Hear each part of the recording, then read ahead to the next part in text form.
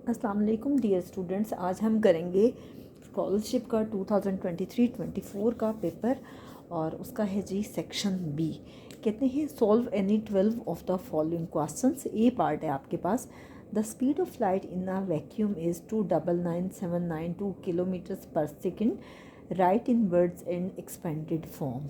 आपके पास क्या दिया हुआ है? स्पीड ऑफ लाइट दी हुई है, स्पीड ऑफ लाइट, और कितनी दी है? 299,792 किलोमीटर्स पर सेकेंड। कहते हैं राइट इन वर्ड्स, इसको वर्ड्स में लिखे हैं। अब देखिए वर्ड्स में हम कैसे लिखेंगे। Once, tens, 100, 1000, 10,000, 100,000। वंस में आपके पास क्या है? 2, टेंस में 9, 7,000 में 9, 10,000 में अगेन 9 और 100,000 में 2।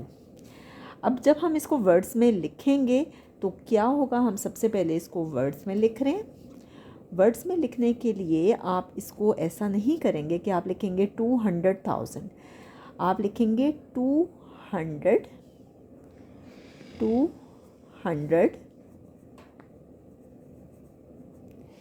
इन दोनों को मिला के लिखते हैं 99,200, 99,792,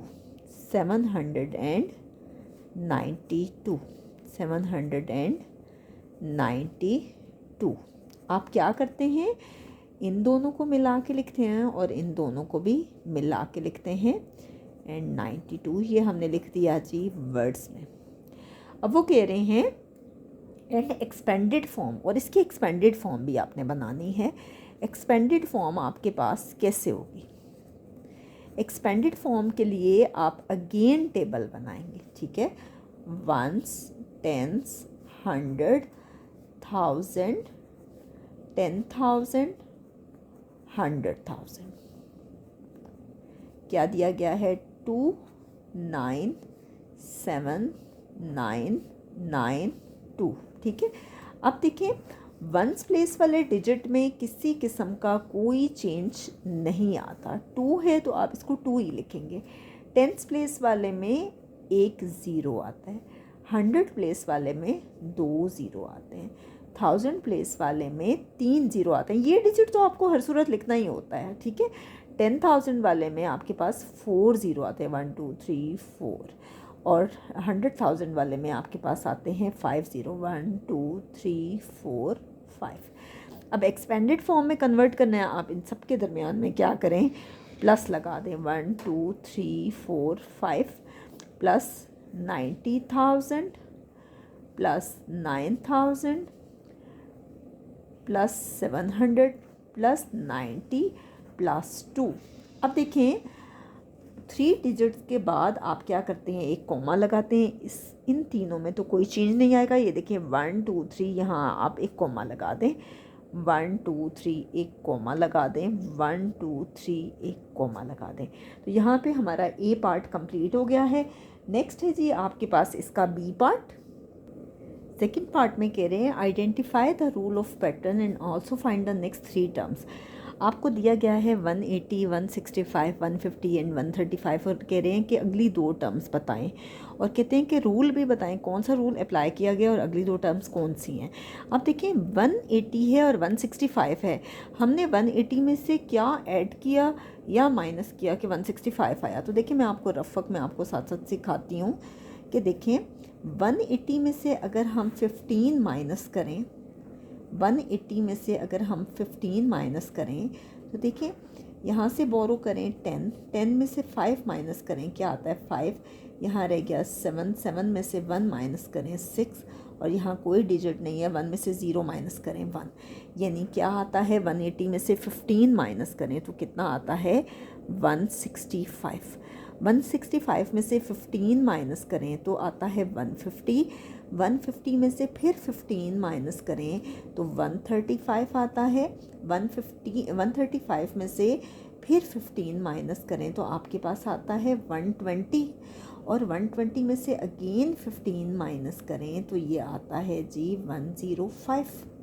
तो इसका मतलब है कि रूल क्या अप्लाई किया गया कि सब्ट्रैक्टिंग, हमने सब्ट्रैक्ट किया क्या, 15 को सब्ट्रैक्ट किया फ्रॉम प्रीवियस टर्म, पिछली टर्म में से 15 को सब्ट्रैक्ट किया गया, ठीक है। और फिर हमने क्या किया, नेक्स्ट टू टर्म्स जो हमने फाइंड की वो कौन सी हैं जी, 120 एंड 105। तो यहाँ पे हमारा बी पार्ट कंप्लीट हो गया है। नेक्स्ट हम करते हैं जी इसका सी पार्ट। सी पार्ट में कह रहे हैं estimate the difference of 25.3 and 7.9, दोनों के डिफरेंस को एस्टिमेट करें। अब देखिए 25.3 है, आप देखिए डेसिमल के बाद जो डिजिट है वो 5 से छोटा है। 5 से अगर छोटा हो तो पिछले नंबर में कोई चेंज नहीं आता, 25 ही रहेगा। अब है 7.9, 9 5 से बड़ा है तो क्या होगा, पिछला नंबर इंक्रीज़ हो जाएगा, 7 की जगह क्या हो जाएगा 8, ठीक है। अगर 4 हो तो कोई चेंज नहीं आता, अगर 5 से लेके 9 हो तो नंबर इंक्रीज़ हो जाता है, ठीक है।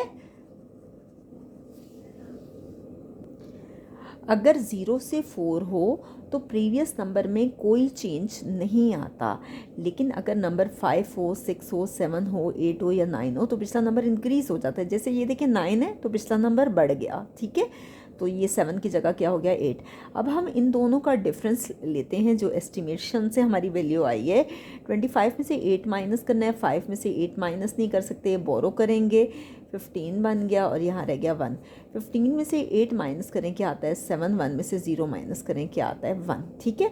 अब हम चेक करते हैं कि क्या हमारा ये क्वेश्चन ठीक है। 25.3 में से 7.9 माइनस करते हैं, ठीक है। अब ये नहीं कि आप जो आपके पास जो ओरिजिनल क्वेश्चन है आप वो लेंगे। 25.3 में से अगर हम 7.9 माइनस करते हैं तो ये हमारे पास क्या आता है, डेसिमल के नीचे डेसिमल लगाएंगे, 3 के नीचे 9, यहाँ 7 और यहाँ कोई डिजिट नहीं है 0। अब 3 में से 9 माइनस नहीं हो सकता, यहाँ से बोरो करेंगे, यहाँ रह गया 4। 13 में से 9 माइनस करें क्या आता है 4, डेसिमल का डेसिमल आएगा, 4 में से 7 माइनस नहीं हो सकता, यहाँ से फिर बोरो करेंगे, ये बन गया 14। 14 में से 7 माइनस करें 7, 1 में से 0 माइनस करें 1, ये आ गया 17.4, ठीक है। अब देखिए अगर 4 को भी आप देखें तो ये 5 से छोटा है, 17 ही रहेगा, ठीक है। तो इसका मतलब है कि हमारी जो एस्टिमेशन है वो करेक्ट है, और एस्टिमेशन इज़ करेक्ट। हमारा आंसर जो है वो चेक से भी सेम आ रहा है। तो यहाँ पे आपका थर्ड पार्ट जो है वो कंप्लीट हो गया है। नेक्स्ट है G D part, convert into fraction. ये काफ़ी आसान सवाल है। कन्वर्ट इनटू फ्रैक्शन, फ्रैक्शन में आपने कन्वर्ट करना है। फ्रैक्शन में कन्वर्ट करने के लिए याद रखिएगा कि आप ओवर की फॉर्म में लिखते हैं। फर्स्ट पार्ट है 87%, ठीक है। परसेंटेज है, परसेंटेज को हटाएंगे, जब भी परसेंटेज का सिंबल हटाते हैं तो नीचे लग जाता है डिनोमिनेटर में 100, ठीक है। और इसमें कोई चेंज नहीं आ रहा, ना ही कोई कटिंग हो रही है। सेकंड पार्ट है जी 98%, इसको फ्रैक्शन में कन्वर्ट करेंगे, इसको हम लिख सकते हैं 98/100। और अगर इसको ये मज़ीद भी सिंप्लीफाई हो सकता है, कैसे, 2 के टेबल से ये कैंसिल होता है, 2 4 8, 1 कैरी गया, 2 9 18, 2 5 10, 0। बहुत से लोग 98/100 लिखते हैं, वो भी गलत नहीं है, लेकिन बेहतर ये होता है कि आप उसको सिंप्लीफाई कर लें। और ये है जी 49/50, इसका सेकंड पार्ट। नेक्स्ट हम करते हैं जी इसका ई पार्ट। ई पार्ट है आपके पास, simplify 6 whole 2/3 divided by 3 whole 1/12। अब देखिए 6 होल 2/3 है डिवाइडेड बाई 3 होल 1/12। 6 3 18, 18 में 2 ऐड करें तो कितना आता है 20, 20/3 इक्वल टू डिवाइडेड बाई 12, 3 36, 36 में 1 ऐड करें तो 37/12। 12। ठीक है, अब क्या होगा कि 20/3 में तो कोई चेंज नहीं आएगा, डिवाइड चेंज होगा मल्टीप्लाई में, और इसका रेसिप्रोकल लेंगे। रेसिप्रोकल मीन्स नीचे वाली वैल्यू ऊपर जाती है और ऊपर वाली नीचे, 12/37। अब देखते हैं कुछ कैंसिल हो रहा है, 3 1s are 3, 3 4s are 12। ये आपके पास क्या बचा, 20/1 और 4/37। 20 को 4 से मल्टीप्लाई करें तो ये क्या है, 20 मल्टीप्लाई बाय 4, 1 मल्टीप्लाई बाय 37। 20 को 4 से मल्टीप्लाई करें, ये आता है 80/37। ठीक है, 80 को 37 पे हम डिवाइड करते हैं, 80 को आप अंदर रखें, 37 को बाहर। 37 को किससे करें कि इसके करीब तरीन आता है। अगर हम 37 को 2 से मल्टीप्लाई करें, 2 7s are 14, 1 कैरी गया, 2 3s are 6 + 1 7, यह आ गया 74। करीब तरीन यही आया है 74। अब देखें 0 में से 4 माइनस नहीं हो सकता, यहाँ से बोरो करेंगे, 10 में से 4 माइनस करें तो क्या आता है 6, 7 पीछे रह गया 7, 7 में से 7 माइनस करें क्या आता है 0। यानी आप इसको लिख सकते हैं 2 होल 6/37। यहाँ आप क्वोशंट लिखते हैं, यहाँ रिमाइंडर, और यहाँ पे जिस नंबर पे 37। तो फाइनली ये क्वेश्चन हमारे पास कंप्लीट हो गया। नेक्स्ट हम करते हैं जी इसका एफ पार्ट। नेक्स्ट है आपके पास 6 मीटर 99 सेंटीमीटर को मिलीमीटर में कन्वर्ट करना है। सबसे पहले तो दोनों के दरमियान आप लगाएं जी प्लस का साइन। ठीक है, अब देखिए पहले तो हम मीटर को सेंटीमीटर में कन्वर्ट करते हैं ताकि हम इन दोनों को ऐड कर सकें। तो 1 मीटर किसके इक्वल होता है जी, 100 सेंटीमीटर के। तो 6 मीटर है, क्या होगा 6 multiply by 100 centimetre plus 99 centimetre. 6 को 100 से मल्टीप्लाई करें, ये आ गया 600 सेंटीमीटर प्लस 99 सेंटीमीटर, ये आ गया 699 सेंटीमीटर। अगर मैं इन दोनों को ऐड करती हूँ तो ठीक है। अब देखिए हमने तो मिलीमीटर में कन्वर्ट करना है, तो 1 सेंटीमीटर इक्वल होता है जी 10 मिलीमीटर के। तो इसको मिलीमीटर में कन्वर्ट करने के लिए 699 सेंटीमीटर को मिलीमीटर में कन्वर्ट करने के लिए हम मल्टीप्लाई करेंगे 10 से, ये हो जाएगा 6990 मिलीमीटर। नेक्स्ट हम करते हैं जी इसका G part. G, find the supplement of 78 degree. Supplement क्या होता है कि सबसे पहले तो आपको सप्लीमेंट्री मालूम होना चाहिए कि 2 एंगल्स का सम लेते हैं। अगर वो 180 डिग्री आ जाए तो हम कहते हैं कि वो सप्लीमेंट्री एंगल है। ठीक है, अब देखिए गिवन एंगल दिया गया है 78 डिग्री। एंगल कितना है 78 डिग्री, इसका सप्लीमेंट फाइंड करना है। तो आपके पास क्या होगा कि 180 में से 78 डिग्री माइनस करेंगे तो हमारे पास इसका सप्लीमेंट आ जाएगा। ठीक है, इसका आंसर आता है 80 में से 78 माइनस करना है। ठीक है, 0 में से 8 माइनस नहीं हो सकता, यहाँ से बोरो करेंगे, 10 में से 8 माइनस करें कितना आता है 2, यहाँ पे रह गया आपके पास 7, 7 में से 7 माइनस करें आपके पास क्या आता है 0, और यहाँ पे रह गया 1, 1 में से 0 माइनस करें 1, ये आ गया 102 डिग्री। ठीक है, अब देखें आपसे वो पूछ रहे हैं 78 का सप्लीमेंट क्या है, तो supplement of 78 degree is 102 degree. Supplement of 78 degree is 102 degree. ये आपके पास सॉल्व हो गया। नेक्स्ट है जी इसी का सेकंड पार्ट भी उन्होंने दिया हुआ है 98 डिग्री। अब देखें आप चाहें तो रफ वर्क में बेशक ऐड करके देख लें। 102 में अगर आप 78 ऐड करते हो तो ये 180 आना चाहिए, तो इसका मतलब है कि हमने क्वेश्चन सही सॉल्व किया है। ठीक है, 8 + 2 10, 1 कैरी गया, 7 + 1 8 एंड 1 + 0 1। ठीक है, नेक्स्ट है जी अब एंगल अगेन आपको दिया गया है 98 डिग्री। ठीक है, हम क्या करेंगे कि 180 डिग्री में से 98 डिग्री को माइनस करके देखते हैं कि क्या आता है। 180 में से कितना माइनस करेंगे 98 डिग्री। ठीक है, अब 0 में से 8 माइनस नहीं हो सकता, यहाँ से बोरो करेंगे, यहाँ रह गया 7, 10 में से 8 माइनस करें क्या आता है 2 डिग्री। ठीक है, अब 7 में से 9 माइनस नहीं हो सकता, यहाँ से बोरो करेंगे, 17 में से 9 माइनस करें तो 8 आता है, यह आ गया 82 डिग्री। ठीक है, तो सप्लीमेंट ऑफ 98 का क्या आया जी 82 degree. Supplement of 98 degree is 82 degree. तो यहाँ पे हमारा जी पार्ट कंप्लीट हो गया है। नेक्स्ट है जी इसका एच पार्ट। कहते हैं टाइप्स ऑफ ट्राइंगल बताएं विद रिस्पेक्ट टू साइड्स। ठीक है, टाइप्स ऑफ ट्राइंगल होती हैं जी with respect to its sides, 3 होती हैं। There are 3 types of triangle, types of triangle with respect to its sides। 3 with sides के लिहाज से 3 टाइप्स होती हैं। पहली होती है equilateral, equilateral triangle. Equilateral triangle वो ट्राइंगल होती है जिसकी तीनों साइड्स बराबर होती हैं। ठीक है, ऑल साइड्स आर इक्वल। ठीक है, अभी मैं बहुत डिटेल में नहीं लिख रही है, उन्होंने सिर्फ हमसे पूछा है कि कौन सी टाइप्स होती हैं, तो सिर्फ मैं ये बता रही हूँ। अगर आप लिखना चाहें तो यहाँ पे लिख दें कि 3 साइड्स जिसमें इक्वल होती हैं, और अगर आप मज़ीद डिटेल भी देना चाहते हैं तो वो भी आप दे सकते हैं। ठीक है, लेकिन 3 नंबर का है तो मज़ीद डिटेल की ज़रूरत नहीं है।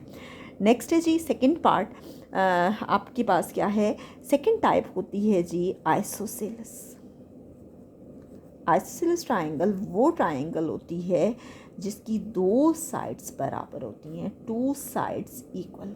और अगर आप के पास टाइम हो तो मैंने जियोमेट्री की जो यूनिट सॉल्व करवाया उसमें मैंने बहुत डिटेल में इन सारी डेफिनेशंस को एक्सप्लेन किया, बल्कि ये भी किया हुआ है। और थर्ड आपके पास होता है स्केलन ट्राइंगल। और स्केलन ट्राइंगल वो ट्राइंगल होती है जिसकी कोई साइड भी इक्वल नहीं होती। सपोज़ कि एक साइड 1 सेंटीमीटर हो, दूसरी 2 हो, तीसरी 3 हो, तो इसकी तीनों साइड्स अनईक्वल होती हैं। ठीक है, तो ये है जी types of triangle with respect to its sides. अच्छा, ऐसा है कि आपसे पेपर में ये भी पूछा जा सकता है कि फाइंड द कॉम्प्लीमेंट ऑफ, जब कॉम्प्लीमेंट पूछें तो उस सूरत में आपने 90 में से माइनस करना होता है। और अगर वो ये पूछ लें types of triangle with respect to its with respect to angles, तो आप क्या करेंगे, वो भी 3 टाइप्स हैं। कौन कौन सी हैं, acute angle triangle, obtuse angle triangle और राइट एंगल ट्राइंगल। तो क्वेश्चन आपके पास ये भी आ सकता है क्योंकि ये भी इम्पॉर्टेंट है। नेक्स्ट हम करते हैं जी इसका आई पार्ट। जी आपसे कह रहे हैं नेक्स्ट पार्ट में find the smallest number that is completely divisible by 42, 38 and 16। Smallest number की बात करें तो आपने याद रखना है कि आपने एलसीएम फाइंड करना है। ठीक है, और अगर वो ग्रेटेस्ट नंबर की बात करें तो आपने एचसीएफ फाइंड करना है। ठीक है, आप देखिए इस पर उन्होंने आपसे कहा नहीं कि आप प्राइम फैक्टराइजेशन मेथड से करें या जिससे करें, तो हम करते हैं जी एलसीएम जो है वो बाय यूजिंग डिवीजन मेथड करें। ठीक है, हम हमेशा छोटे टेबल से स्टार्ट करते हैं। मैं 2 से स्टार्ट कर रही हूँ।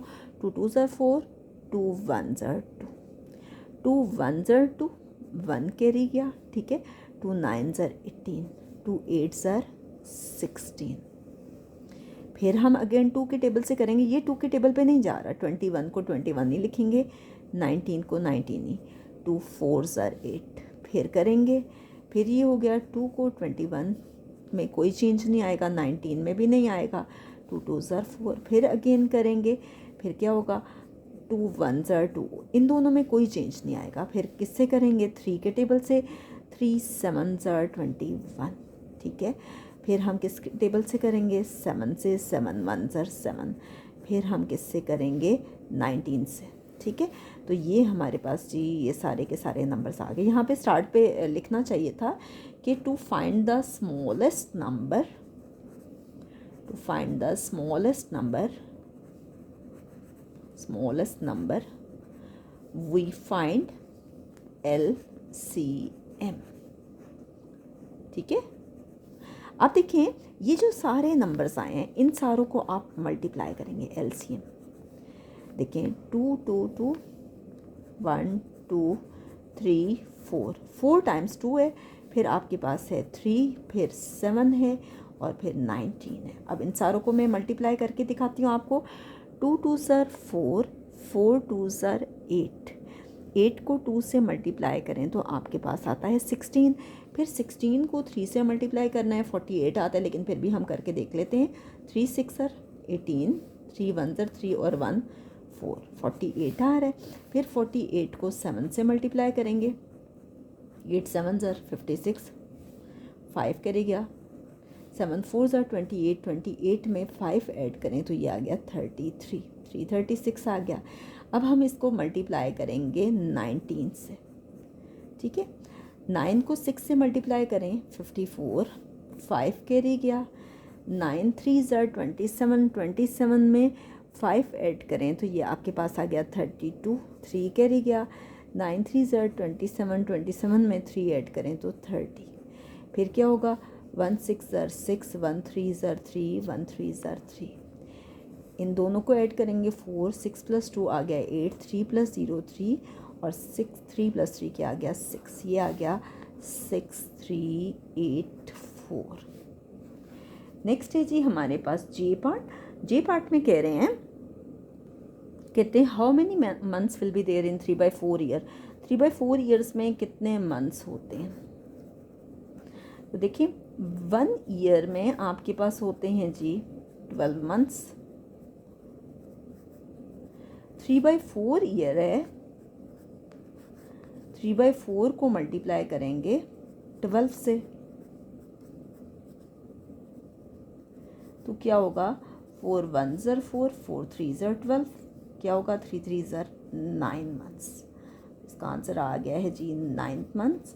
ईयर्स को मंथ्स में कन्वर्ट करने के लिए मल्टीप्लाई किया जाता है 12 से। नेक्स्ट हम करते हैं जी इसका के पार्ट। के पार्ट में भी आपको 2 पार्ट दिए हुए हैं, कह रहे हैं सॉल्व करना है। 7 6 6 4 4 2 में ऐड करना है 6 1 2 2। लेकिन आप देखिए 1 2 3 4 5 6 इसमें 6 डिजिट्स हैं, सॉरी ये 6 1 1 है, 6 1 1 2 2। अगर तो सेम डिजिट्स हों फिर तो कोई इशू नहीं है, आप जिस साइड से मर्ज़ी लिखो, लेकिन अगर डिजिट्स कम हो तो हमेशा आप वंस प्लेस से लिखना शुरू करोगे।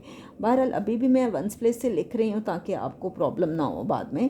1 1 6 सिंपली ऐड करना है, 2 + 2 4, 4 + 2 6, 4 + 2 6, 6 + 1 7, 6 + 1 7, 6 + 7 13। तो ये फाइनली आंसर आ गया। 1 2 3 3 डिजिट्स के बाद कोमा लगा लें 1 2 3, ठीक है। ये हमारे पास है जी फर्स्ट पार्ट। सेकंड पार्ट उन्होंने दिया हुआ है 3 9 5 1 0 8 - 1 6 5 4 3 9। तो आपके पास इसका क्या सॉल्यूशन होगा? 3 9 5 1 0 8 में से माइनस करना है 1 6 5 4 3 9। आप देखें क्या 8 में से 9 माइनस हो सकता है? नहीं, हम क्या करेंगे बोरो करेंगे। अब ज़ीरो से भी हम नहीं बोरो कर सकते, हमें यहाँ से लेना होगा। ये 0 रह गया, ये बन गया 10, ठीक है। अब यहाँ से फिर बोरो करेंगे तो ये बन गया आपके पास 18 और यहाँ पे क्या रह गया 9। 18 में से 9 माइनस करें 9, 9 बच गया। 9 में से 3 माइनस करें तो आपके पास आता है 6। अब यहाँ 0 बच गया क्योंकि हमने यहाँ से भी बोरो कर लिया था। यहाँ पे क्या रह गया 10 और ये रह गया 4। 10 में से 4 माइनस करें, क्या आता है 6। अब 4 में से 5 माइनस नहीं हो सकता, फिर बोरो करेंगे, ये बन गया 14, यहाँ रह गया 8। 14 में से 5 माइनस करें, ये आता है 9। 8 में से 6 माइनस करें, ये आता है 2 और 3 में से 1 माइनस करें तो ये आता है 2, ठीक है। 1 2 3 3 डिजिट्स के बाद कोमा लगा लें। अब एक बार मैं फिर रिपीट कर देती हूँ। 3 9 5 1 0 8 है और इसमें से माइनस करना है 1 6 5 4 3 9। अब 8 में से 9 माइनस नहीं हो सकता, हमें बोरो करना पड़ेगा। यहाँ से भी नहीं ले सकते क्योंकि यहाँ पे 0 है, फिर हमें यहाँ से लेना पड़ेगा। यहाँ से अगर हम लेते हैं यहाँ रह जाएगा 0 और ये बन गया 10, फिर यहाँ से बोरो करते हैं, यहाँ ये बन गया 18 और यहाँ रह गया 9। 18 में से 9 माइनस करें 9, 9 में से 3 माइनस करें 6, यहाँ रह गया था 0, ठीक है। अब 0 में से तो 4 माइनस नहीं हो सकता, फिर बोरो करेंगे, ये 10 बन गया। 10 में से 4 माइनस करें 6, यहाँ रह गया आपके पास 4। 4 में से 5 माइनस नहीं हो सकता, फिर बोरो करेंगे, यहाँ रह गया 8। 14 में से 5 माइनस करें 9, 8 में से 6 माइनस करें 2 और 3 में से 1 माइनस करें 2। तो यहाँ पे फाइनली हमारा के पार्ट कंप्लीट हो गया। नेक्स्ट हम करते हैं जी इसका एल पार्ट। एल पार्ट में कह रहे हैं the perimeter of a square is 72 centimetre. ये देखें, ये आपके पास सपोज के एक स्क्वायर है और पेरीमीटर ऑफ स्क्वायर यानी उसकी जो बाउंड्री आपको दी गई है, वरना तो हमेशा फाइंड करनी होती है ना, इस बार उन्होंने हमें दे दी है और कितनी दी हुई है 72 सेंटीमीटर। आपसे कह रहे हैं लेंथ फाइंड करें यानी लेंथ ऑफ स्क्वायर फाइंड करें, ठीक है। अब देखिए पेरीमीटर ऑफ स्क्वायर का फॉर्मूला होता है 4 मल्टीप्लाई बाय एल, और ये कितना दिया हुआ है 72 सेंटीमीटर। आपको लेंथ फाइंड करनी है तो ये आपके पास कोफिशिएंट है और इसको ख़त्म करने के लिए बहुत साइड्स पे डिवाइड किया जाता है। तो 72 को 4 पे अगर हम डिवाइड करें तो आपके पास क्या आता है, ये देखें 72 को मैं 4 पे डिवाइड कर रही हूँ, 4 1 ज़र 4, 7 में से 4 माइनस करें 3 आता है, यहाँ आ गया 2। 4 को किससे करें कि इसके करीब तरीन आता है, 4 9 ज़र 4 8 ज़र क्या आता है जी 32। तो फाइनली इसका आंसर आ गया जी 18 सेंटीमीटर। नेक्स्ट हम करते हैं जी इसका एम पार्ट। नेक्स्ट है आपके पास कि मरवा जो है वो लगातार कुछ पेजेस रीड कर रही है। कौन कौन से जी, 8 9 10 11 एंड 12, 5 दिनों में। Find the average number of pages she reads in 1 day. एक दिन में उसने कितने पेजेस रीड किए हैं। देखिए रीड पेजेस क्या होगा, मरवा रीड पेजेस या सिर्फ रीड पेजेस कर दें। कौन कौन से हैं 8 9 10 11 and 12। Sum of read pages क्या होगा कि जो पेजेस उसने पढ़े हैं 8 9 10 11 एंड 12 सबको ऐड करेंगे। 8 9 10 11 एंड 12 सबको मैंने ऐड किया तो देखिए 8 में 9 ऐड करें, आपके पास कितना हो गया 17। 17 आपके पास 18 19 20 ज़ीरो आ गया, 2 कैरी गया। यहाँ 8 के साथ कोई डिजिट नहीं था, यहाँ कोई डिजिट नहीं था, आप ज़ीरो लगा दें। 2 + 1 3, 3 + 1 4, 4 + 1 5, 50 आ गया। अब देखें टोटल डेज़ कितने हैं, कितने दिनों में उसने ये पेजेस रीड किए हैं 5 डेज़ में। तो average number of pages she read in 1 day, ठीक है। एक दिन में उसने कितने पेजेस रीड किए हैं तो क्या होगा, sum of read pages divided by total days. कितने पेजेस रीड किए हैं उसने 50 और टोटल डेज़ हैं 5। 50 को 5 से करें 5 10 ज़र 50, ठीक है। इसका मतलब है कि हर दिन में उसने तकरीबन 10 पेजेस रीड किए हैं। नेक्स्ट हम करते हैं जी इसका एन पार्ट। नेक्स्ट है आपके पास प्राइम फैक्टराइजेशन मेथड से आपने एलसीएम फाइंड करना है किसका, 30 का, 45 और 90 का। अब देखिए मैं आपको पहले भी सिखा चुकी हूँ, हमेशा छोटे नंबर से स्टार्ट किया करें और जब भी प्राइम फैक्टराइजेशन मेथड करना हो तो आप याद रखिएगा कि अलग अलग आप एलसीएम फाइंड करते हैं। 2 1 ज़र 2, 1 कैरी गया, 2 5 ज़र 10, ठीक है। अब देखें ये 3 के टेबल पे जा रहा है, 3 5 ज़र 15, फिर ये 5 पे जा रहा है, 5 1 ज़र 5 और फिर ये 1 पे भी जा रहा है, ठीक है। बहुत से लोग इसको नहीं लिखते लेकिन बेहतर है लिख लिया करें। बाज़ औक़ात ऐसे डिजिट्स आ जाते हैं जो कि आपके पास प्राइम नंबर्स होते हैं, फिर उनके लिए आपको 1 से करना ज़रूरी हो जाता है। अब देखें यहाँ पे हम करेंगे 3 1 ज़र 3, 1 कैरी गया, 3 5 ज़र 15, 3 5 ज़र 15, 5 1 ज़र 5 एंड 1 1 ज़र 1। इसी तरह से ये 2 के टेबल पे जा रहा है, 2 4 ज़र 8, 1 कैरी गया, 2 5 ज़र 10, 3 1 ज़र 3, 1 कैरी गया, 3 5 ज़र 15, 3 5 ज़र 15, 5 1 ज़र 5 एंड 1 1 ज़र 1, ठीक है। हमने क्या किया कि प्राइम फैक्टर्स फाइंड किए तीनों के, ठीक है। कौन कौन से, प्राइम फैक्टर्स ऑफ 30 का फाइंड किया हमने। हमारे पास क्या आया 2 3 5 एंड 1, 2 3 5 एंड 1। इसी तरह से हम बाकी भी लिखेंगे। इसी तरह से हमने 45 के भी प्राइम फैक्टर्स लिख लिए, 3 3 5 एंड 1। इसी तरह से प्राइम फैक्टर्स ऑफ 90, 2 3 3 5 एंड 1। हमने सारे प्राइम फैक्टर्स लिख लिए। अब हम देखते हैं इनमें कॉमन क्या है। सबसे पहले तो देखें जो तीनों में कॉमन है, 1 1 1 है, 5 5 5 है और इसी तरह से 3 3 3 है। ये तो तीनों में कॉमन है। कौन कौन सा, 3 5 एंड 1। और अब हम देखते हैं 2 में भी कोई कॉमन है तो वो कौन सा है जी, ये देखें 3 और 3 कॉमन है, 2 और 2 कॉमन है। इसका मतलब है सारे ही कॉमन आ गए हैं, ठीक है। तो देखिए अब ये जितने भी नंबर्स आए हैं आप इनको मल्टीप्लाई करेंगे, 3 5 1 3 एंड 2, इनको मल्टीप्लाई करें। 3 5 ज़र 15, 15 को 3 से मल्टीप्लाई किया, आपके पास कितना आता है 45। 45 को 2 से मल्टीप्लाई किया, ये आता है 90। नॉन कॉमन फैक्टर आपके पास कुछ बचे ही नहीं है, जबकि आपके पास एलसीएम का फॉर्मूला होता है product of common factors into product of non common factors, जबकि नॉन कॉमन हमारे पास कुछ है ही नहीं। तो यही इसका आंसर होगा, एलसीएम क्या होगा, इक्वल टू 90। ठीक है, तो यहाँ पे हमारा ये क्वेश्चन कंप्लीट हो गया। नेक्स्ट हम करते हैं जी इसका लास्ट पार्ट इस सेक्शन का, जो कि है ओ पार्ट। जी स्टूडेंट्स, आपसे कह रहे हैं कि रीअरेंज करें और इसमें फ्रूट नेम लिखें। ठीक है, अब उन्होंने हमें कहा ही नहीं कि आप रीअरेंज किस में करें, असेंडिंग में करें या डिसेंडिंग में। हमें फ्रूट नेम के अकॉर्डिंग ही इसको रीअरेंज करना पड़ेगा। तो हम कोशिश करते हैं कि हम वो फ्रूट नेम बनाएं जो कि ये पूछना चाह रहे हैं। तो आप अगर नोटिस करें तो इसमें APPLES आपके पास एप्पल दिया हुआ है, एप्पल्स दिया हुआ है, यानी APPLES।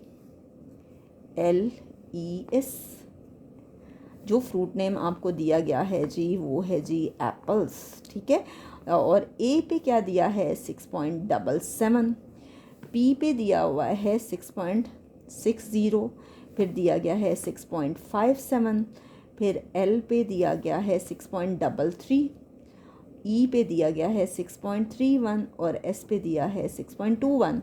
तो ये देखें कि इन्होंने इसको रीअरेंज तो हमें करने को बोला है, लेकिन इसमें आपके पास डिसेंडिंग ऑर्डर है, बड़े से छोटे की तरफ जा रहे हैं। ठीक है, रीअरेंज हमने कर लिया और हमने रीअरेंज भी कर लिया इन डिसेंडिंग ऑर्डर।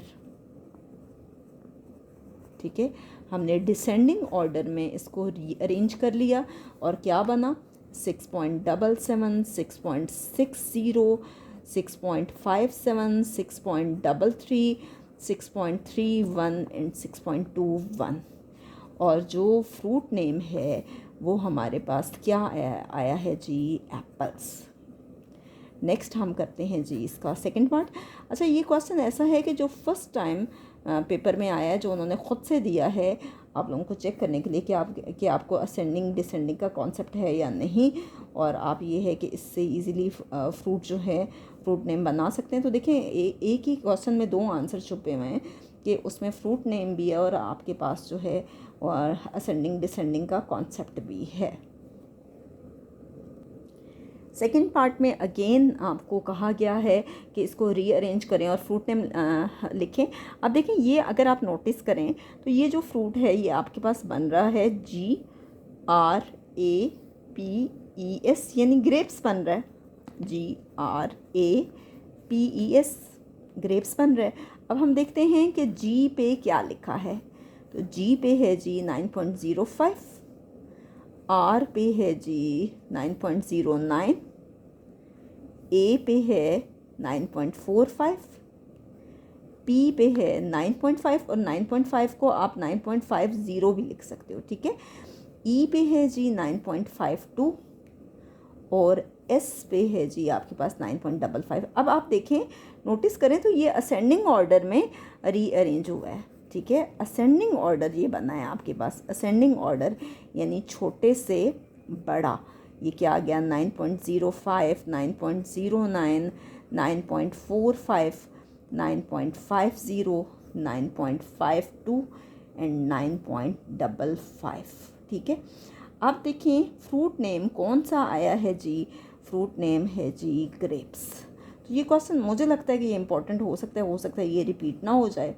तो बहरहाल ये है कि आप जो पिछले साल के जितने भी पेपर्स हैं वो कर लें, कुछ भी रिपीट हो सकता है। नेक्स्ट वीडियो में हम इंशाल्लाह इसी पेपर का सेक्शन सी अटेम्प्ट करेंगे, क्योंकि वीडियो काफ़ी